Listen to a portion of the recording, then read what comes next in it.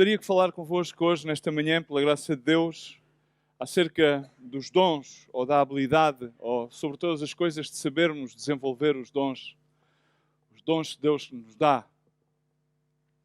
Quando Paulo escreve aos Efésios, todos nós conhecemos esta escritura, simplesmente vou recordar alguns versos bíblicos que todos nós conhecemos, nomeadamente que sabemos que somos somos salvos pela... Está escrito em onde? Em Efésios capítulo 2, versos 8, 9 e 10, no qual diz que somos, pela graça sois salvos por meio da fé. Isto não vem de vós, não é mérito algum nosso, senão que é um dom. E um dom, traduzido originalmente do grego, é uma graça de Deus. Não vem das obras para que ninguém se glorie, porque somos feitura, criação sua, criados em Cristo Jesus, para as boas obras, as quais Deus preparou que andássemos nela. Amém? Então, a nossa salvação por si mesma já é uma dádiva, é um dom de Deus. Deus dá-nos gratuitamente a cada um de nós a salvação. Basta simplesmente que se produza em nós um dom de arrependimento. O dom de arrependimento também é produzido, é uma dádiva que é produzida pelo Espírito Santo. Nenhum de nós se pode arrepender, muitos de nós podemos ter remorsos, mas isso é um sentimento, uma emoção. Mas, nomeadamente, o dom de arrependimento é produzido por Deus em nós, através do Espírito Santo, que é aquele que traz, diz a palavra do Senhor, Ele vem a nós trazer-nos o convencimento de pecado, de erro. E então é isso que nos leva ao fim e ao cabo, ao encontro, à experiência de estarmos pessoalmente com Cristo Jesus.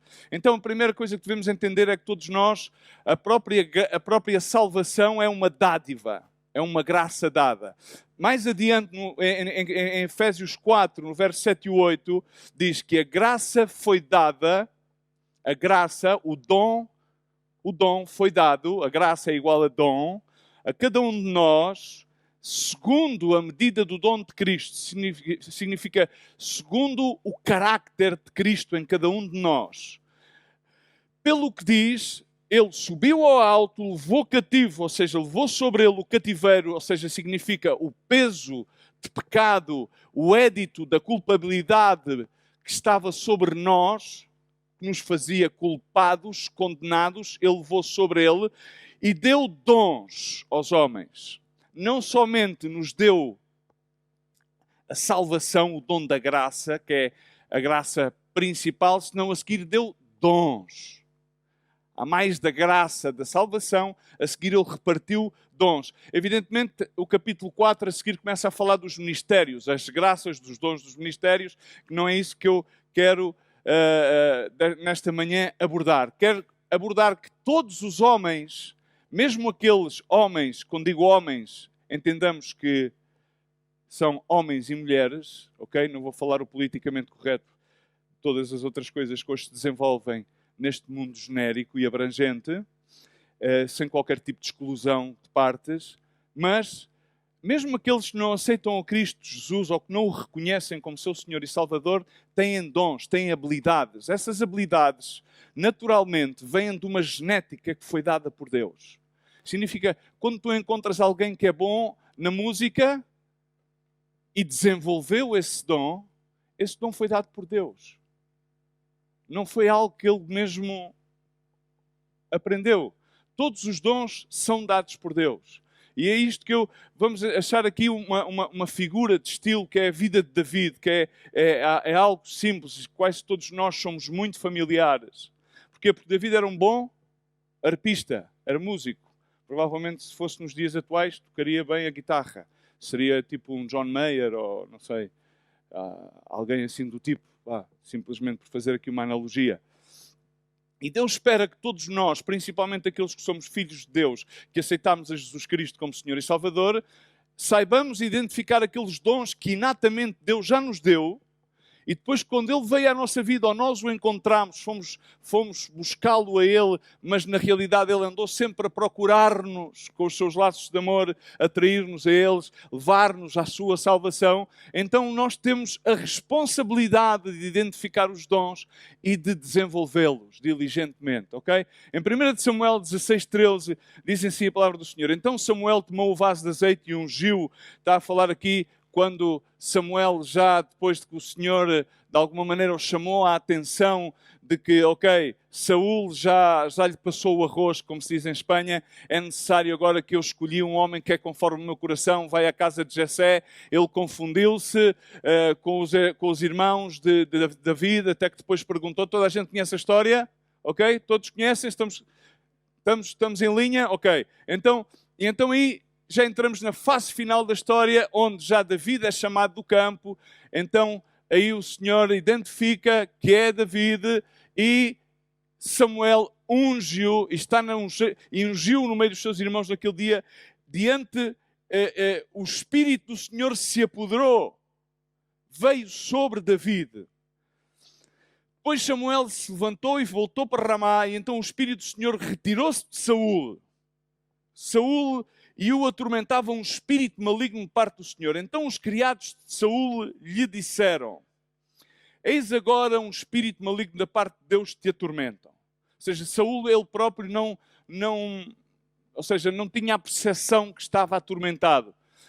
Muitas vezes aquilo que nos passa quando nós estamos a passar certos e determinados momentos da nossa vida, e na realidade temos reações que não são as mais apropriadas, não nos damos conta. Eu primeiro. Às vezes tem que ser pessoas que estão à minha volta, nomeadamente aquela que está mais perto de mim, que é a minha esposa, e diz: Luís, isto não és tu. Ok? Há aqui qualquer coisa que não está... As peças do puzzle não encaixam. É melhor passares revisão. E aqui os servos de Saúl dizem: olha, há um espírito que te está a atormentar. Disse, pois, Senhor nosso, os teus servos que estão na tua presença, que busquem um homem que saiba tocar a harpa. E quando o espírito maligno da parte do Senhor vier sobre ti, ele tocará com a sua mão e te sentirás melhor. Então Saúl disse aos seus servos: buscai-me, pois, um homem. E reparem bem, é muito importante este versículo. Buscai-me, pois, um homem que toque bem.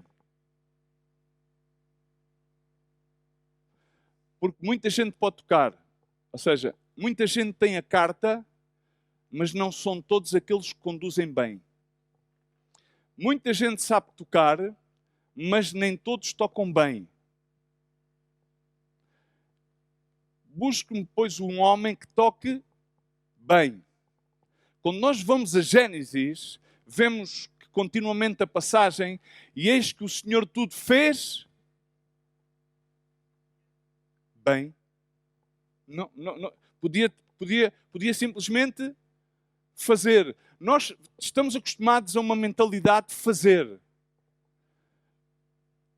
Entendamos que Deus não é um Deus perfeccionista, mas é um Deus excelente. A diferença entre em ser perfeccionista é que o perfeccionista projeta a sua imagem sobre aquilo que faz. É o seu ego, o seu orgulho. Não, eu quero fazer para mostrar que sou eu e eu é que faço. Não há ninguém que faça melhor que eu. Aquele que procura a excelência, como temos um Deus que tudo fez bem, e alguém que procura a excelência, e Deus procura que nós tenhamos um espírito, que é o Espírito de Deus, que procura fazer todas as coisas excelentes por tudo aquilo que fazemos, como dizem Colossenses: buscai fazer todas as coisas como para agradar a Deus, mas não simplesmente fazer a meio termo, fazer de forma medíocre, fazer somente por fazer por um bocado por indulgência, fazer porque os outros fazem, não, fazê-lo de uma forma excelente. E a forma excelente refere fazer-se desta maneira: vou fazê-lo com a maior diligência possível e vou pôr todo o meu empenho para fazer o melhor que posso. E se amanhã conseguir fazer ainda um bocadinho melhor, vou tentar fazer ainda um bocadinho melhor. E isso é excelência. É diferente da perfeição. Então ele disse aqui, vamos fazer, busca-me um homem que toque bem e trazei-mo. Então respondeu um dos seus mancebos, eis que tenho visto um filho de Jessé, o belamita, que sabe tocar bem. Quer esse? Vamos lá? Ajudem-me lá para fazer isto mais rápido. Quem era? David. Mas qual é que era a função de David? Ele cuidava as ovelhas do seu pai. Ou seja, qual era a função primordial? Cuidador de ovelhas, pastor. Ele não era arpista. Ele não tinha ido ao conservatório. Ele não tocava em nenhuma banda da altura. Ele era pastor. Mas como pastor, ele desenvolveu um dom que tinha Deus inato, porque tinha tempo a cuidar das ovelhas do seu pai, e tinha lá a harpa, e aprendeu a relacionar-se com Deus através de louvá-lo por meio da harpa. E desenvolveu esse dom ao ponto de tocar bem. De fazê-lo bem. E porquê? Porque fazia-lo para Deus. E aqui está aquele parâmetro mais simples para explicar a excelência. E tudo aquilo que façais, fazê-lo como para agradar ao Senhor e não aos homens. Colossenses capítulo 3. Pelo que Saúl enviou em mensageiros a Jessé, dizendo, envia-me a David o teu filho que está com as ovelhas. Jessé, pois, tomou um jumento carregado de pão, com um odre de vinho e com um cabrito, ofertas ao rei, e enviou a Saúl pela mão de David, seu filho. Assim David veio e se apresentou a Saúl, que se agradou muito dele e o fez seu escudeiro. Então Saúl mandou dizer a Jessé, deixa ficar ao meu serviço, pois achou graça aos meus olhos. E quando o espírito maligno de parte de Deus vinha sobre Saúl, David tocava a harpa com a sua mão, então Saúl sentia alívio e se achava melhor e o espírito maligno se retirava dele. Amém? Aqui, Jessé o belamita aplica algo que é sempre de aplicar. Ao mandar o seu filho como uma ordem do rei a cumprir a ordem, ele não se limita a cumprir a ordem. Ele faz algo mais do que a ordem. Está escrito em Provérbios 18:16. O presente do homem alarga-lhe o caminho e leva-o à presença dos grandes. Ele manda ao seu filho e manda um extra. Presentes. Manda-lhe pão, manda-lhe vinho e manda-lhe um cabrito. Que era, na altura, pois uma forma de presentear o rei naquele momento. Ok? Então, entendamos uma coisa. Atrás de uma grande história, grande parte das pessoas, ou seja, centra-se na história de David que matou Golias. Ou seja, David muitas das vezes, grande parte das vezes, está retratado em matar a Golias. Agarrou na funda, recolheu as 5 pedras, chegou lá, mas atrás desta história existia um grande arpista. E atrás da harpa existia um pastor. Estamos cá? Há sempre, como se diz em inglês, um background.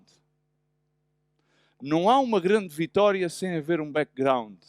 Não há nenhum general que não tenha um exército poderoso. Não há um homem de Deus que não tenha uma grande mulher de Deus. Grande parte dos homens de Deus tem uma grande mulher de Deus. Porque senão não são grandes homens de Deus. Não há nenhum pai de família que não tenha uma grande família. Há sempre um sustento. Moisés teve de ter os seus braços sustentados, na realidade, e quando chegou o tempo, ele teve, na realidade, que delegar a alguém. E ele, na realidade, tinha um impulso de querer levar aquele povo à terra prometida, mas teve de ter ali alguém que já estava a preparar e que Deus disse, não, já chegou o momento, agora Josué é quem vai introduzi-los à terra prometida. Okay? E chegou o momento então quando tiveram que cruzar o Jordão, em qual o Senhor diz, ou seja, diz ao povo, purifica o seu coração porque amanhã vão cruzar o Jordão. Ou seja, há sempre um background que traz todas as histórias. Pergunta àquela pessoa que está ao pé de ti, estás a desenvolver o dom de Deus? Sabes qual é o dom de Deus na tua vida? Pergunta. Porque às vezes nós passamos indolúveis na vida, vamos cumprindo funções e não desenvolvemos os dons de Deus. Será que nós vemos o dom que temos? Ou simplesmente às vezes damos por garantidos os dons e não nos esforçamos para desenvolver o dom?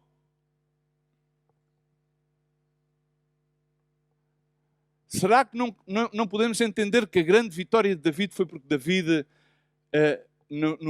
por trás, no backstage, por trás do palco, por trás do grande palco de enfrentar, quando ninguém o via, ele dedicava-se diligentemente, e a palavra diligência, diligentemente, ele não perdia o tempo, e quando estava a guardar as ovelhas do seu pai, ele tocava a harpa, e então também, como diz a palavra de Deus, que ele era um homem de guerra, porque é quase como uma contradição, ou seja, um artista, pastor e homem de guerra.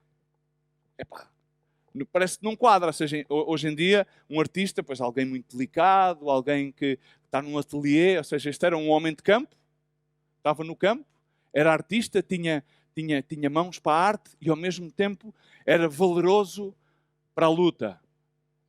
Quase que parece tudo uma contradição, mas em Deus não há contradições. Em Deus as contradições são confirmações.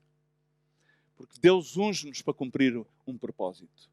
E Deus dá-nos dons que às vezes parece que são díspares, mas estão para cumprir o seu propósito.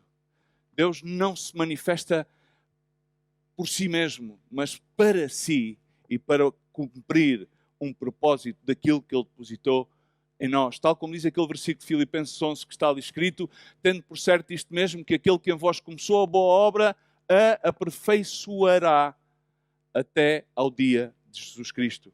Deus deposita e Deus habilita-te. Deus deposita em ti e Deus te habilita. Nós não nos habilitamos por nós mesmos. A primeira coisa que tu necessitas e eu é sermos diligentes.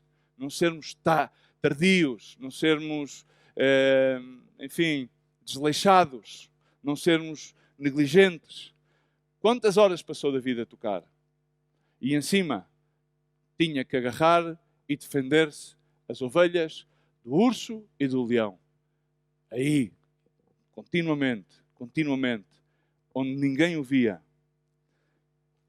E aqui há pessoas que têm um depósito na sua vida, que é um depósito de Deus, e que provavelmente nunca o desenvolveram, porque passaram muito tempo a ocupar-se mentalmente noutras coisas e não aplicaram diligência para experimentar aquilo que Deus colocou nas suas vidas. Hoje em dia passamos por outra fase que passaram também toda a vida. Queremos os benefícios sem a carga do esforço e da diligência. Não existe. Não existe. Os benefícios da graça são os únicos que não requerem qualquer tipo de esforço, que é a salvação. Tudo o demais implica esforço e diligência. Inclusive, Paulo dizia esforçai-vos na graça. Esforçai-vos diligentemente na graça e cuidai-vos da tão grande salvação. Não negligencieis tão grande salvação, dizia o autor da Epístola dos Hebreus. Muitas das vezes queremos alcançar produtos sem pagar por eles. É impossível. É impossível. Tudo tem um preço. A nossa salvação teve o preço da vida de Jesus Cristo derramada na cruz do Calvário. Quando tu vês alguém que tem um dom em operação, é porque ele seguiu diligentemente. Diligentemente ele seguiu a operação daquele dom. Diligentemente ele esforçou-se. Diligentemente ele seguiu o manual. Ele abriu a Bíblia. Ele dedicou-se a ver como Deus queria que aquele dom estivesse em operação. E se Deus te dá algo, é para que tu o ponhas em funcionamento. Se Deus te deu algo, é para que tu o ponhas em funcionamento para edificar o reino de Deus. Não é para teu próprio benefício, é para o benefício dos demais. É para que tu possas edificar o seu reino. Venha a nós o seu reino, seja feito conforme a sua vontade. Paulo, na sua segunda carta, quando escreveu a Timóteo, na sua prisão, dizia: guarda o bom depósito com o auxílio do Espírito Santo que habita em nós. Guarda o bom depósito da graça de Deus, dos dons. Cuida em ti, guarda. Tu tens um dom e significa que tu tens que o pôr em funcionamento. Em Romanos, Paulo dizia desta forma: não sejais vagarosos no cuidado. Temos a tendência de tornarmos tão espirituais e dizer: bom, o Senhor sabe. Não. Sejamos fervorosos no espírito a servir ao Senhor. Fervor, o ímpeto. É necessário haver o ímpeto. É necessário ter fervor. É necessário estar pendente. Não é simplesmente esconder-nos estás da prudência. O Senhor, Deus sabe. Tudo a seu tempo. Não. O fervor no espírito é absolutamente necessário no cuidado da palavra, no cuidado dos dons de Deus. Significa que quando um mineiro tem que encontrar um minério, ele tem que cavar. E cavar requer um esforço. Cavar requer, independentemente até que seja com máquinas. Eu já trabalhei com máquinas, e trabalhar com uma retroescavadora para aplanar a terra e para abrir buracos, requer esforço. Tens de estar ali ao sol e tens de estar ali metendo a máquina e, inevitavelmente, terminas por ter que agarrar num pau e numa picareta para mexer coisas. A máquina não faz tudo sozinho, por muito boa máquina que seja. Assim, para encontrarmos essa pedra preciosa que é Cristo e esses dons, temos que cavar muito profundo. Para construir a casa sobre a rocha, há que cavar muito profundo para alicerçar bem a casa que Deus quer construir nas nossas vidas, bem alicerçada, diligentemente, com muito esforço. Para quê? Para que estejamos e para procuremos apresentar-nos diante de Deus como obreiros aprovados, que não temos de que envergonhar-nos e que fazemos bom uso, que manejamos bem a palavra de verdade. Toca 3 pessoas que estão à tua volta e diz: põe-te a funcionar. Não sejas preguiçoso. Sê fervoroso no espírito. Sê fervoroso no espírito. Eu sei que está calor, mas ainda assim com calor podemos ser fervorosos. Porquê? Está mais calor. Agora, diz que Deus repartiu dons de graça, lemos. E Ele faz isso, vamos a ver uma coisa, todos nós somos diferentes. E um dos erros que fazemos muitas das vezes é comparar-nos. Paulo, quando escreve aos Efésios, diz: aqueles que se comparam estão sem entendimento. Não vale a pena compararmos uns com os outros. Temos que entender uma coisa que o salmista escreve, é que todos nós fomos feitos de uma forma admirável. Ele entreteceu-nos desde o ventre da nossa mãe de uma forma admirável. Nós somos únicos. Até os gêmeos podem ser, às vezes, exteriormente iguais, mas completamente diferentes. Somos únicos, específicos. Diz à pessoa que estás ao lado: tu és único, tu és específico. És singular.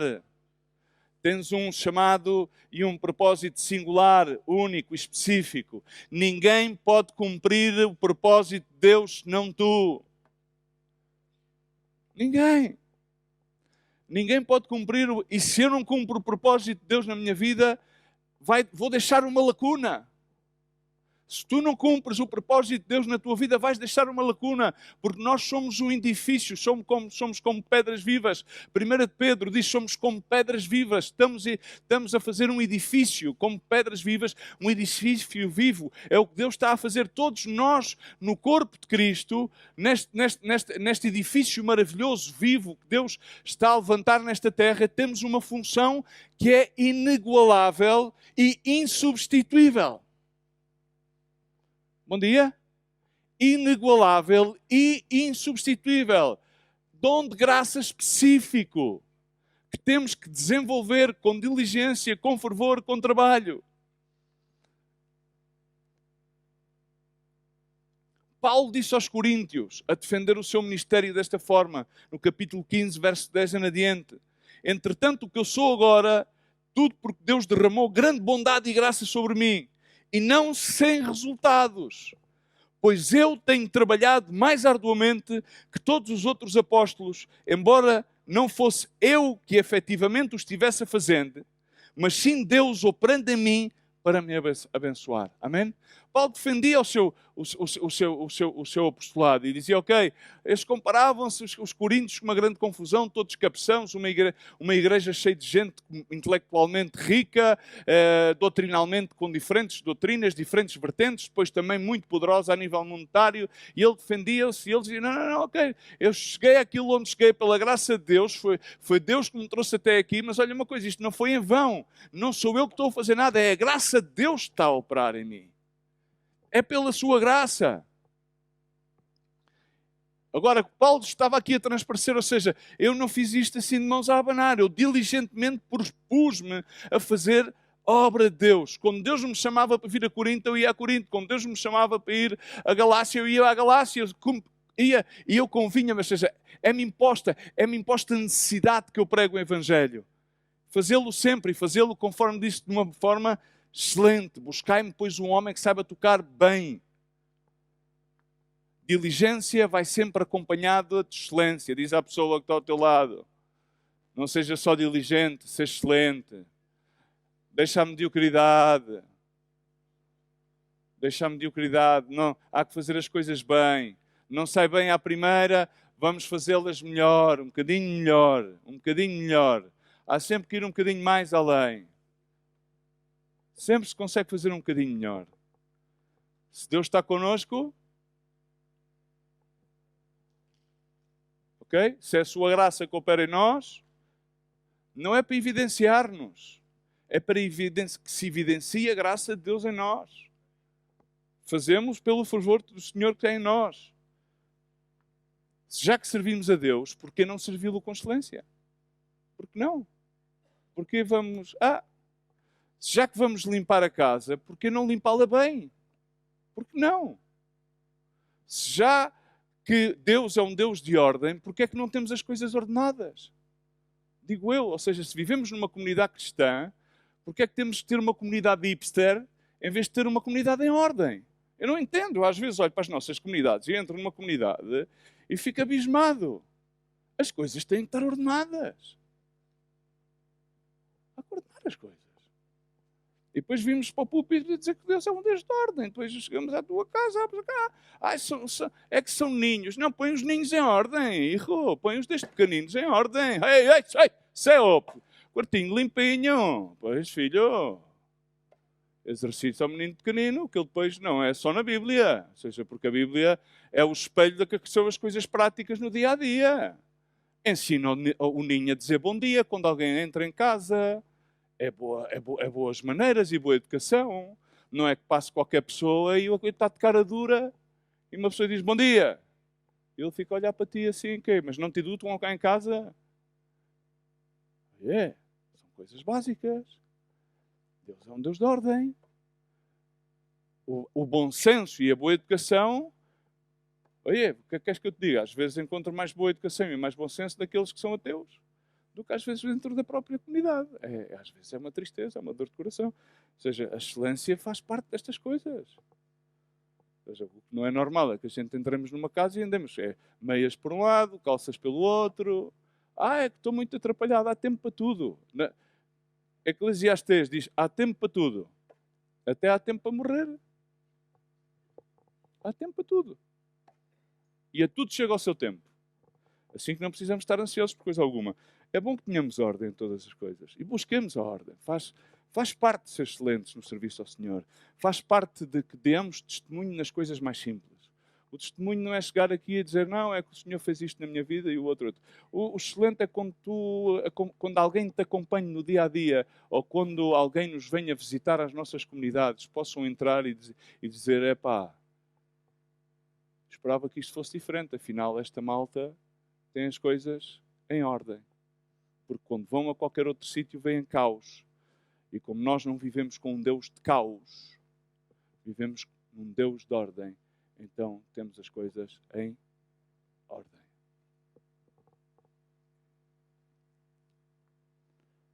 Todos estamos muito longe de alcançar. Mas tem que haver o desejo e a ação. Salmo 90, verso 17 diz, seja sobre nós a graça do Senhor nosso Deus e confirme sobre nós a obra das nossas mãos. Sim, confirme sobre nós a obra das nossas mãos. Vou cotar algo que disse Martin Luther King. Martin Luther King disse uma vez num discurso: a empregada doméstica que varre a sua cozinha está a fazer a vontade de Deus, tanto como aquele monge que ora. Não porque ela possa cantar um hino cristão enquanto varre, mas porque Deus ama tanto o chão limpo, como o sapateiro que fez o cristão, fez o seu dever como cristão, não colocando pequenas cruzes no sapato, mas fazendo bons sapatos, pois Deus está interessado em bons artesãos. Não sei se entendem a dicotomia. Volto a ler. Entenderam? Deus está interessado em que façamos as coisas bem. Não em que tenhamos um carro que tem um autocolante com um peixe e com uma cruz. Mas em que o carro esteja limpo. E que tentamos não infringir as regras rodoviárias. E que tenha o óleo mudado a tempo. E que tenha as pastilhas em ordem. Ok?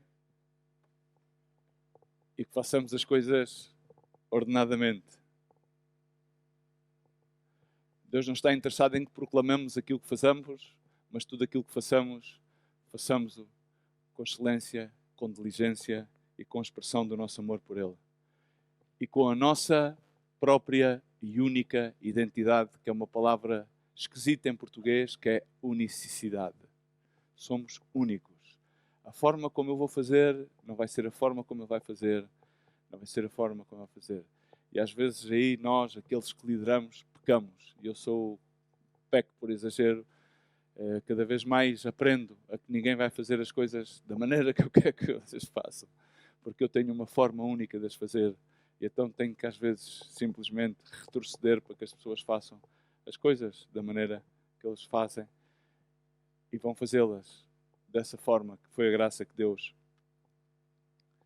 No verso 16, 1 Samuel, verso 18, quando lhe dizem que viram um filho de Jessé, o Belamita, que sabe tocar bem, e em seguida diz: é forte, destemido e homem de guerra. Estas eram as características de David.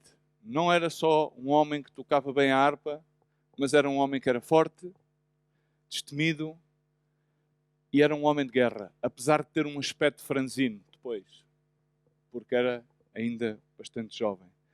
Estas duas habilidades às vezes parece que não combinam. A fortaleza com ser homem de guerra e com ser um artista. E vemos que muitas das vezes também aquilo que nós somos e dedicamos tempo a fazer como excelência, e foi aquilo que aconteceu a David, mais tarde voltou-se contra ele. No capítulo 19 vemos como depois David, tocando a harpa para Saúl arremessa-lhe uma lança. Não te recorda-te sempre de uma coisa: quando nós desenvolvemos os nossos dons de graça para Deus, vai sempre haver algum tipo de ataque, mas não nos tocará. Não nos tocará. Aquela lança, propositadamente por aquele espírito que assolava a Saúl, não tocou a David. Não tocou a David. Porque todas as coisas operam para bem daqueles que são chamados conforme ao seu propósito. Pode haver muitas coisas estranhas acerca de ti e acerca de mim, mas Deus fê-las dessa mesma forma para utilizá-las de acordo ao seu propósito. Permite que Ele as faça, permite que Ele as use. Não as deixe desperdiçar. Pergunta, e vou terminando: achamos que estamos a ser diligentes de acordo aos dons que Deus nos deu? Estamos a procurar ser excelentes, fervorosamente a servir? E quando digo servir, é a pôr em prática aqueles dons que Deus nos deu? Porque Deus agrada-lhe que nós façamos as coisas com excelência. Estamos a entender que tu e eu somos únicos e que a tua forma de expressar o dom que Deus te deu vai ser completamente diferente da minha, e não vão chocar, senão que vão complementar-se para edificar o corpo de Cristo, não precisamos de comparar, precisamos de conjuntar e complementar para encontrar a fortaleza. Isso vai nos trazer experiências. Às vezes pensamos, a experiência é um posto. Não estou-te a falar das experiências para amontoar a rankings ao posto. Estou-te a falar das experiências que são únicas.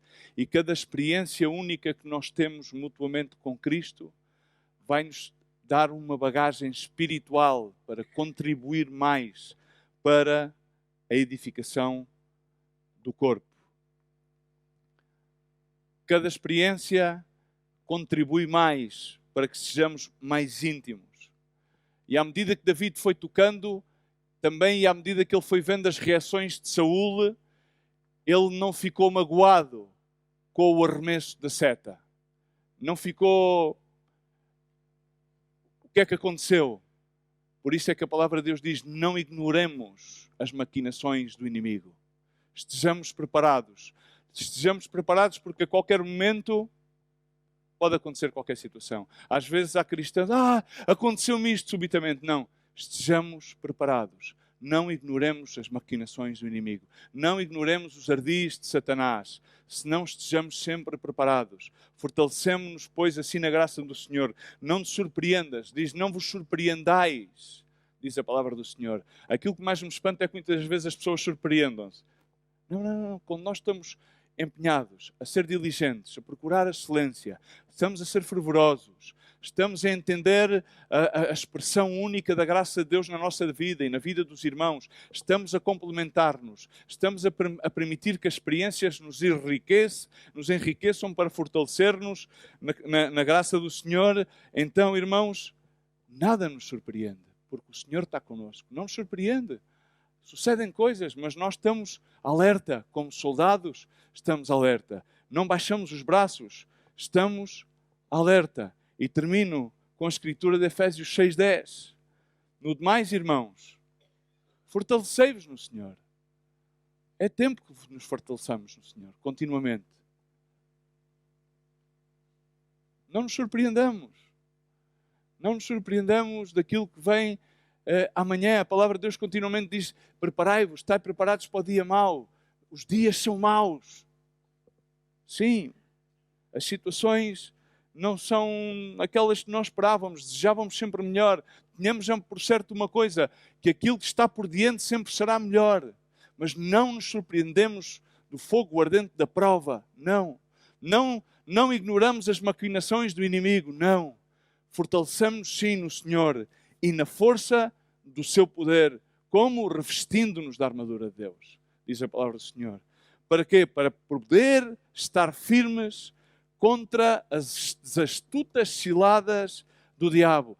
O diabo não suporta que os filhos de Deus estejam a operar com diligência, com excelência, com fervor. Não é insuportável. Ele gosta de ver uma igreja que é, enfim, ténue, medíocre, sem fôlego, que vai para onde todos vão, sem uma opinião vinculada, que abandona os laços de santidade. Não, quando ele vê uma igreja que é diligente a pôr em funcionamento os dons, a excelência, que procura a santidade, que procura o cuidado e o fervor, que procura a ordem, que procura estar preparada, que procura estar sempre desperta e alerta, que não se deixa surpreender, que está sempre a ver de onde é que vêm os ataques do inimigo, isso ele fica como um leão rugente, procurar a quem pode devorar, mas não a quem pode devorar. Cuidado, como diz a palavra.